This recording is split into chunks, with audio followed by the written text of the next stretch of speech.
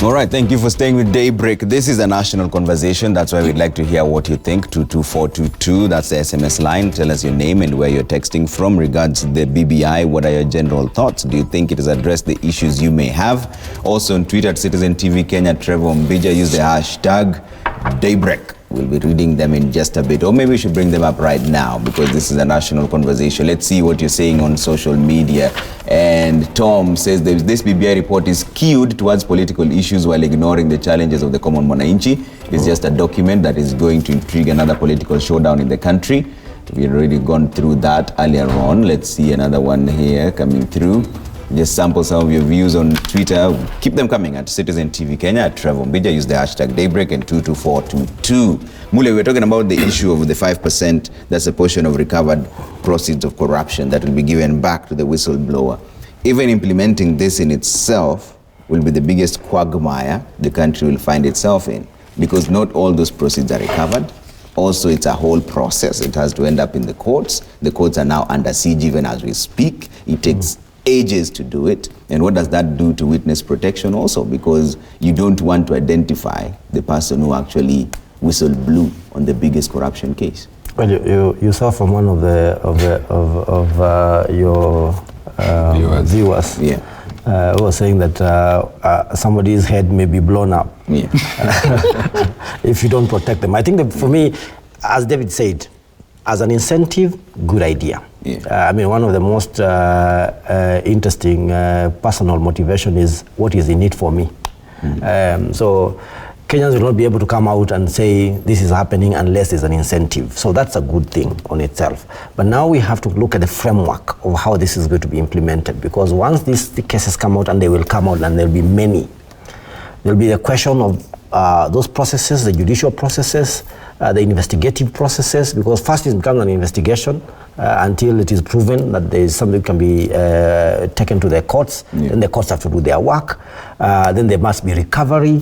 And within all this process, one of the critical issues and the main concern for me is that issue of witness protection, because you're opening up a can of worms. Yeah. And we know what has happened in the past. We've lost quite a number of whistleblowers in the country. Others have been bastardized, the likes of John Gidongo and others have been bastardized out there. So I think the big issue for me is the devil is in the detail in terms of how do we implement this, how do we ensure there's witness protection, how do we ensure that after the recovery, even the money is finally paid to this particular individual, yeah, and how much and money is recovered. Individual, which because sometimes it's not just one person. Yeah. So I think for me, it's a question of the framework. How do we implement this, and especially how do we protect these whistleblowers?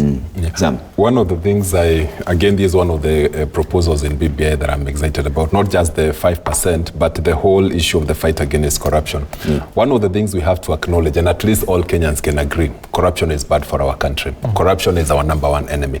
Corruption undermines every structure and institution we have, including devolution. So if we can propose mechanisms of firmly dealing with corruption is good.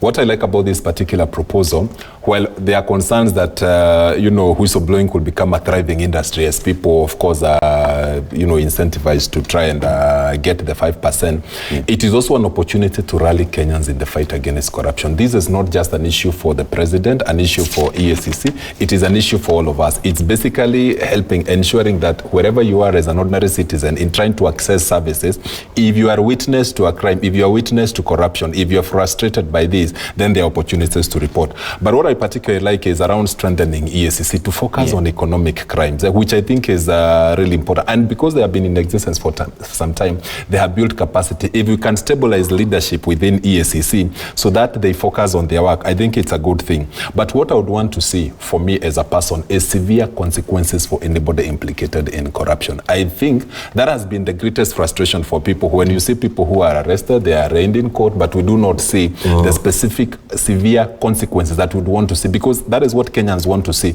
We want to see if the fight against corruption is bearing fruit, then somebody has to face consequences they are found guilty.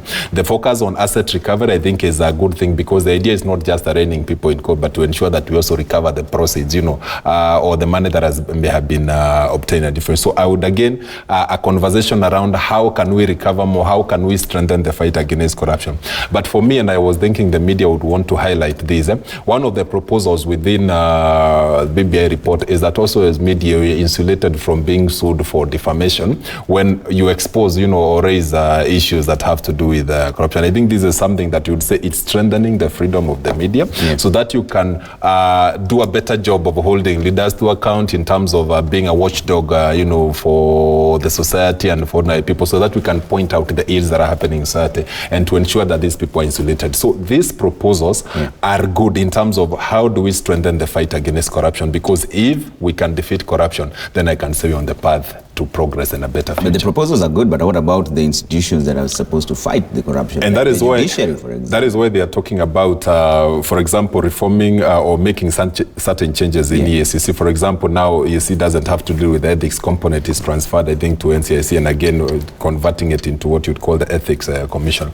Again, the judiciary, you can see there are very specific recommendations around whether it is creating special magistrates to specifically deal with this, because we want judiciary to focus on helping us fight against corruption. What we have seen in the past is that when people are arrested, when they are arraigned and the evidence has been presented, these cases take so long that eventually the public loses interest. We don't even know whether the people who are arrested and arraigned in court last year, whether the things are still going on. So we'd actually want focus where there are specific or special courts that are specifically looking at this. But the other things is when there are delays, when we see there is frustration, where do we go? And that is where they're also talking about strengthening mechanisms of accountability within the judiciary. There is the Office of the Judicial Ombudsperson, whether it is GSC, but also a mechanism that is outside the judiciary. And that is why they are saying you could also go to the Commission for Administrative Justice, just in case you are dissatisfied. And I think that is what we have to look at, because everybody who is important in the fight against corruption has to play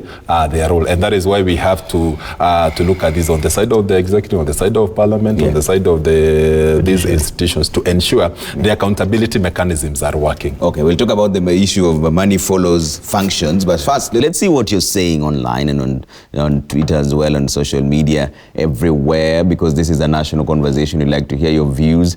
Pato Mwai says, let them implement the current constitution first.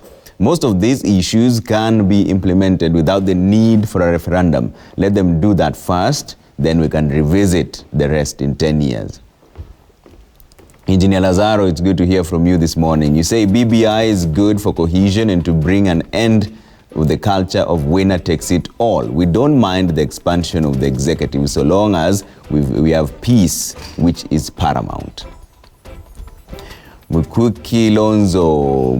Kilonzo says, on the BBI Prime Minister slot, the government should think about the future of key issues in the same way politicians think about securing their future when their term ends. For example, we have floods now, but in January, we'll be facing drought. All right, Odiambo Bolo says, BBI is not necessary to a normal citizen at this time. The urgent matter leaders should focus on is solving the overwhelming unemployment and misplaced priority. All right. Ole Muduri says, so far, I haven't seen how the BBI report addresses the issue of the winner takes it all. By the way, that problem can't be solved. People need to learn to win elections genuinely and accepting defeat. All right, Omwando Vickery says the proposals are holistic and results-oriented on corruption, inclusiveness, health, job creation, more funds to counties, and dealing with matters elections. Kenyans must continue giving their views in bridging the gaps that still exist. Let's see what you're saying on SMS. 22422 is the SMS line. Kindly tell us your name and where you're texting from. Like J. Kirwa Kabiyet says, in Kenya, we always have good laws, but always poor in implementations. This can be the case with the good proposals in the BBI as well. All right. More fun from Busia says, nothing for the youth. I expected provisions like ensuring at least 2 members of constitutional commissions cabinet and party nominees are under 35 years. Remove the 10 years experience requirement for persons below 35 years for first-time job seekers. Let the cost of clearance certificates be waived. Financial institutions commit a percentage of their investments in promoting entrepreneurial skills among persons below 35. All right, Kamau from a writer in Nairobi says, I'm utterly disappointed. I expected BBI to decisively address tribalism, which is the root cause of bad blood during elections and corruption. We are going round at the same spot. Nothing will change.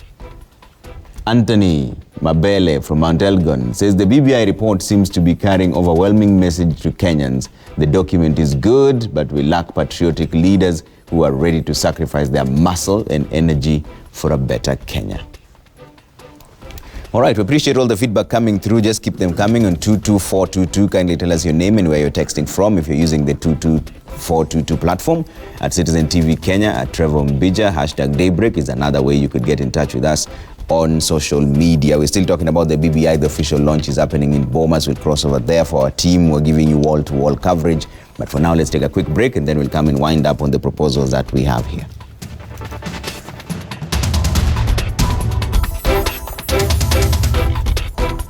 All right, thank you for staying with Daybreak. We're getting into the last bit of this conversation, but we'd like to hear your views still. 22422 is the SMS line. Text us your name and where you're texting from. And at Trevor Mbija at Citizen TV Kenya, #Daybreak. That's also another way you can get in touch with us. We'd like to know your general views in regards to the BBI proposals. There are several of them now. My panelists are still with me in studio. We are retaining all the 47 counties. 290 constituencies are still there.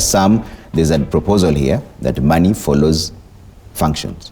Task Force is recommending finalizing the transfer of functions from the national to county governments and eliminating all duplicity of functions between the two levels of government. In doing so, the maxim money follows functions will be deployed in allocating money between the two levels of government, while at the same time ensuring that financing the development of every ward is done in a transparent and equitable way within the 5-year term. This is almost closely related to the graft bit, and many people think I'm a pessimist, but doesn't this then even open avenues for more looting as it stands? We've seen the biggest concern for EACC today is corruption in counties. Now you're opening more avenues. Trevor, I think one of the things that all Kenyans would agree is devolution is good and has been good.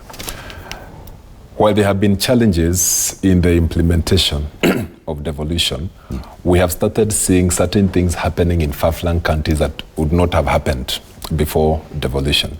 So the proposals within BBI to strengthen devolution, to allocate or send more resources to the counties, to actually finalize transfer of the functions that are supposed to be transferred, to finalize that and make sure that money follows those functions is a good thing.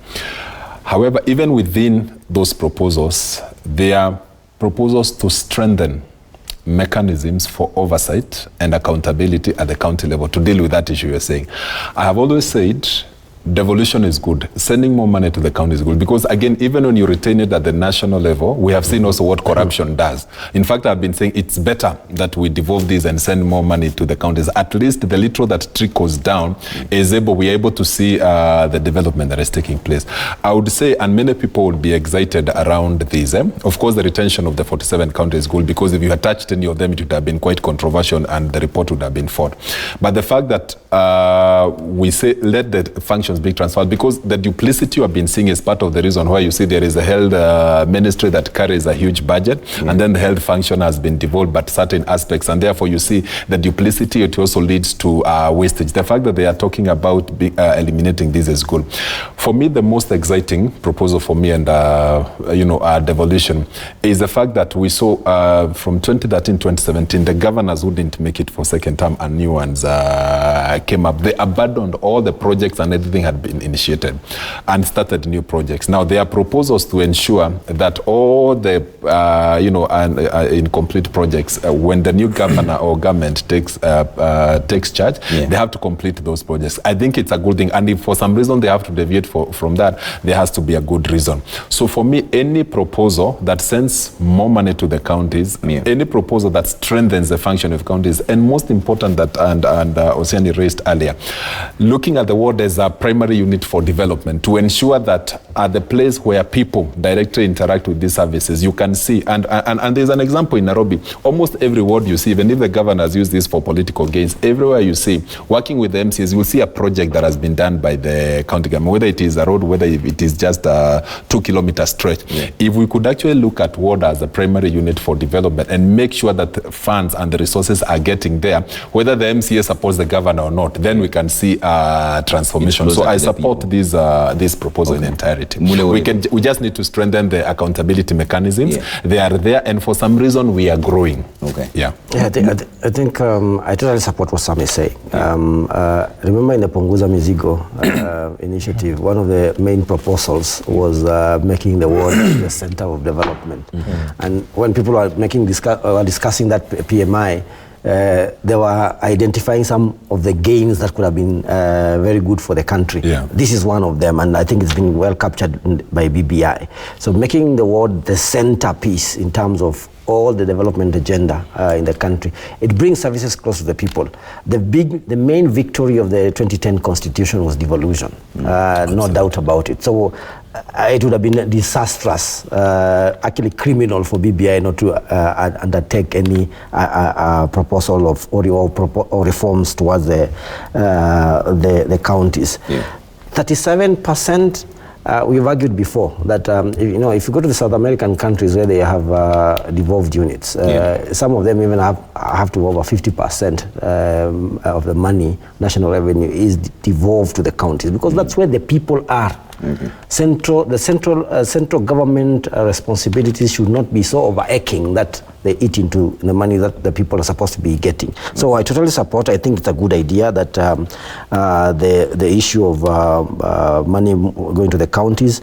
I also support this idea of the vacancy appearing in the deputy governor. We know what has happened in Nairobi, for instance, that we have stayed without a deputy governor for a very long time. So the idea that if within 3 months the governor does not appoint a deputy, the speaker can be able to move in and with the support of the assembly be able to appoint a governor. Again, that strengthens the functionality of the county government. So I think this is a very good proposal in my view. All right, David, we are running out of time. I'll give you a chance for closing remarks, each about 30 seconds. Close, starting from you. Oh, so okay. You summarize plus your closing remarks. No, the gains in this BBI report are quite a number. For the young people, the gentleman, was he called Mofan or something? He spoke about not seeing anything good in it for young people. But I want to tell him the BBI has proposed, for example, that there's a 7-year tax holiday for young people in business. That as you go and get business, you will not have to pay that 16% VAT tax and all those other burdening taxes. If it were to be implemented, that is something that is commendable. There are many things for many of us, but I also want to point out that this is a report by the BBI task force. So people are bound to differ. Even those who originally thought they might have supported it may end up finding out things that the task force did that are not aligned with their aspiration for the country. So we are going to have an in-depth read, look, and analysis of this report after it is launched officially today. What is covered in the papers is just the snippets, the take-homes about it. But there are nitty-gritties that inform proper pathways to achieving some of these broad, macro ideas. And so let's read it for ourselves. Read it with the intention of understanding what it is about. Do not read it saying, no, I don't support it. It is not useful. It is just burdensome. It did not address. Some will be disappointed, but there are gains that we will have in it. Okay. We really just look forward to it. Mule, 30 seconds. I was speaking to a lady yesterday who told me, was asking what the BBI initiative was, and she said, she was asking me why they are building bridges, physical bridges, across the country when they had failed with their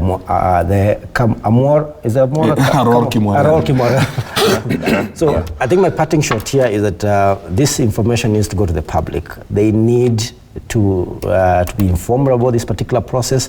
The information needs to be unpacked for them so they can be able to understand the issues therein, so that when decisions about how we can be able to implement this are being arrived at, the citizen has actively participated in the process. Okay. Sam? BBI offers an opportunity to all of us as Kenyans to define the vision of what we want to be as a Kenya.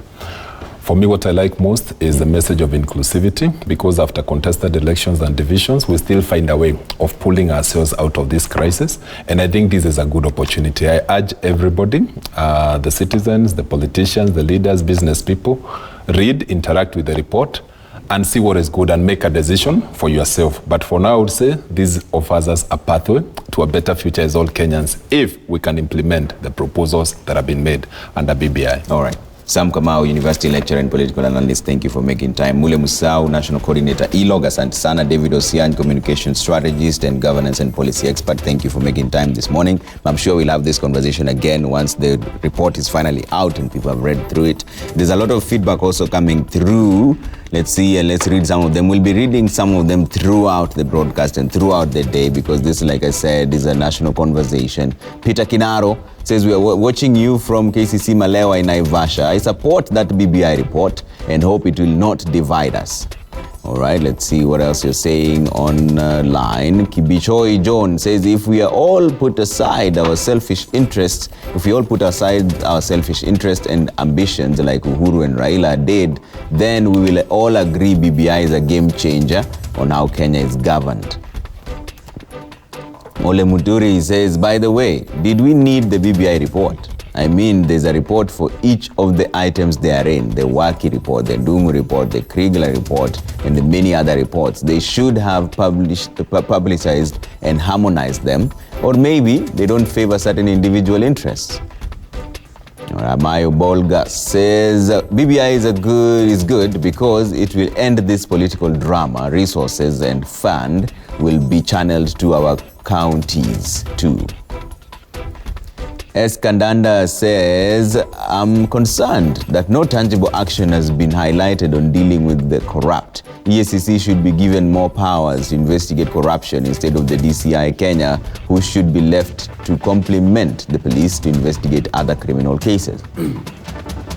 All right, Fidel says, I'm not opposed to the BBI report, but above all, what shall help Kenyans is integrity in our appointments and elected leaders. Let us allow integrity to prevail.